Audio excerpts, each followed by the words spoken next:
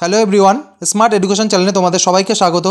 আজকের এই ভিডিওতে আমরা 2023-এর ওয়েস্ট বেঙ্গল প্রাইমারি টেটের যে এক্সাম হয়ে গেল তার পার্ট 2 অর্থাৎ বেঙ্গলি কোশ্চেন নিয়ে আলোচনা করব। তো শুরু করা যাক আজকের প্রথম প্রশ্ন।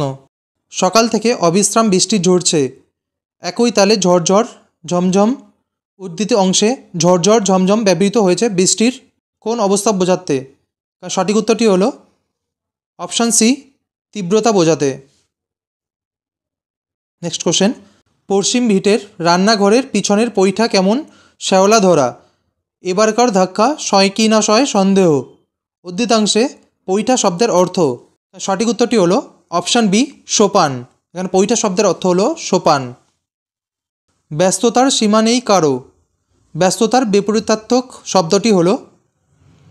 সঠিক উত্তরটি হলো অপশান ডি, শ্রম বিমুখতা। দিদিমাকে খবরটা দিতে আসতে না আসতে আবার একটা ডোবে, আবার ছুটি বাক্যটিতে গৌণ কর্মটি হলো? সঠিক উত্তরটি হবে অপশান বি, দিদিমাকে। 3 মাসের মতো জীবন ধারণের সব কিছু উপকরণ মজুদ রাখতে হবে ঘরে, উদ্ধৃতাংশে রাখতে হবে নিচের যেটির উদাহরণ? সঠিক উত্তরটি হলো অপশান সি, যৌগিক ক্রিয়া। দেখতে দেখতে সব ছাপিয়ে সব শেষে জল উঠে এলো গৃহলক্ষ্মীর নিপুণ হাতে নিত্যলেপা সাদামাটির আঙিনায়, নিম্ন রেখাঙ্কিত পদটির অর্থ? সঠিক উত্তরটি হলো অপশান সি, প্রাঙ্গণে। আঙিনায় বলতে প্রাঙ্গণে বোঝানো হয়েছে। নেক্সট কোশ্চেন, ভিটে ড্যাশ ঘর, এখানে শূন্যস্থানে বসবে। এখানে সঠিক উত্তরটি হলো অপশান সি, ভিটে। শুদ্ধ বানানটি হলো? সঠিক উত্তরটি হলো অপশান বি, মুহু মুহু, মুহু মুহু। নেক্সট কোশ্চেন, কথকের মা যে কলাগাছগুলিকে চিহ্নিত করেছেন সেগুলি যে কাজে লাগবে? সঠিক উত্তরটি হলো অপশান সি, ভেলা বানাতে, অর্থাৎ কলাগাছগুলোকে ভেলা বানাতে কাজে লাগবে। গিরিতটে ভূমিগর্ভ ছায়াচ্ছন্ন, উচ্ছ্বাস উচ্ছল, এখানে উচ্ছ্বাস উচ্ছল এর বর্ণ বিশ্লেষণ করলে পাই? সঠিক উত্তরটি হলো অপশান এ। উত্তাল উর্মির তালে বক্ষে তব লক্ষ কোটি পন্নগ উৎসব, এই পন্নগ এর একটি অর্থ হলো? সঠিক উত্তরটি হলো অপশান এ, ভুজঙ্গ। ভেঙেছিল ধূলিসৃষ্ট শঙ্কিতের শৃঙ্খলের ডোর, শৃঙ্খল যার সন্ধিবদ্ধ রূপ? সঠিক উত্তরটি হলো অপশান বি, সিংযুক্ত খল অর্থাৎ শৃঙ্খল। শান্তিপ্রিয় মুমূর্ষর শ্মশানেতে এনেছিল আহব সংবাদ, আহব এর বিপরীত শব্দটি হলো? সঠিক উত্তরটি হলো অপশান ডি, শান্তি। এই আহব কথার বিপরীত শব্দটি হলো শান্তি। ছিলে তুমি ভারতের অমাময় স্পন্দনহীন বিহল শ্মশানে, এখানে তুমি যে ধরনের সর্বনাম? সঠিক উত্তরটি হলো অপশান বি, ব্যক্তিবাচক সর্বনাম। পদাতিক অশ্ব হস্তি রথ সমন্বিত সেনাবাহিনী হলো? সঠিক উত্তরটি হলো অপশান এ, অক্ষৌহিণী। চতুর্থ শ্রেণীতে বাংলা বানান শেখানোর সর্বোত্তম পদ্ধতিটি হলো শিক্ষার্থীদের? সঠিক উত্তরটি হলো অপশান বি, শুদ্ধ বানান লিখতে শেখানো। চতুর্থ শ্রেণীতে শিক্ষার্থীদের সাহিত্যমূল্য উপলব্ধির ক্ষেত্রে নিম্নোক্ত যে পদ্ধতিটি আপনি গ্রহণ করবেন? সঠিক উত্তরটি হলো অপশান ডি, কবিতার বিষয়বস্তুর উভমুখী আলোচনা।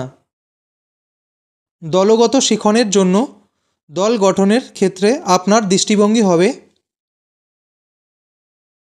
সঠিক উত্তরটি হলো অপশান ডি, এগিয়ে থাকা এবং পিছিয়ে পড়া ছাত্রছাত্রীর সামঞ্জস্যপূর্ণ মিশ্রণে দল গঠন করা। চতুর্থ শ্রেণীতে বাংলা ব্যাকরণ পাঠ বিনিময়ের সময়ে একজন শিক্ষক প্রথমে উদাহরণ দিলেন এবং তার উপর আলোচনা করলেন, সবশেষে তিনি ছাত্রদের সহযোগিতায় সংজ্ঞার্থ গঠন করলেন। এক্ষেত্রে তিনি যে পদ্ধতিটি ব্যবহার করলেন সেটি হলো? সঠিক উত্তরটি হবে অপশান বি, আরোহী পদ্ধতি। ল্যাড এ লেডি এর সম্পূর্ণ রূপটি হলো? সঠিক উত্তরটি হলো option C, language acquisition device. একজন বাঙালি চেন্নাইয়ে 6 মাস থাকলেন এবং সর্বত্র তামিল ভাষা শুনলেন। এরপর তামিল বর্ণমালার সঙ্গে পরিচয় না ঘটলেও তিনি তামিল বুঝতে ও বলতে পারলেন।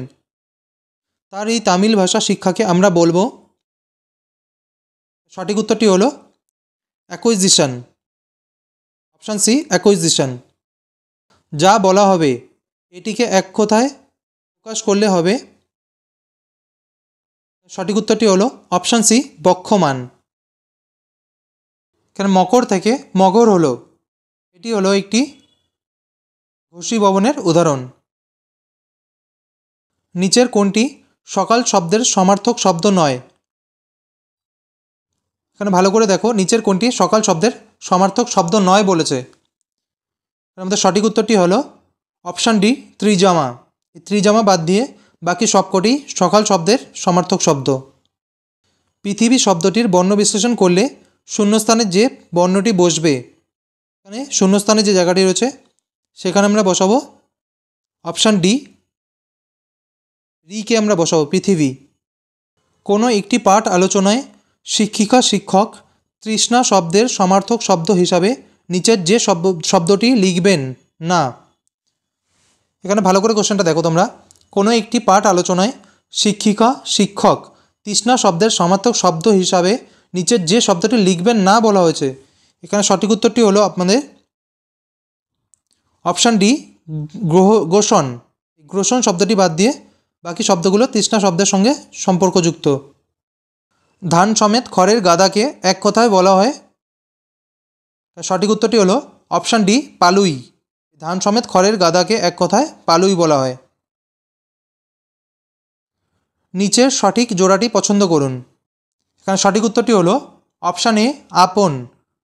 আপন এর সাথে সম্পর্ক হচ্ছে নিজ, আর আপন এই দন্তে ন আর মধ্যে ন, এই আপন মানে হলো দোকান। আমাদের সঠিক উত্তরটি হলো অপশান এ। নিচের যেটি মৌলিক স্বরধ্বনি নয় সেটি চিহ্নিত করুন। এখানে বলা হয়েছে যে নিচের কোনটি মৌলিক স্বরধ্বনি নয়।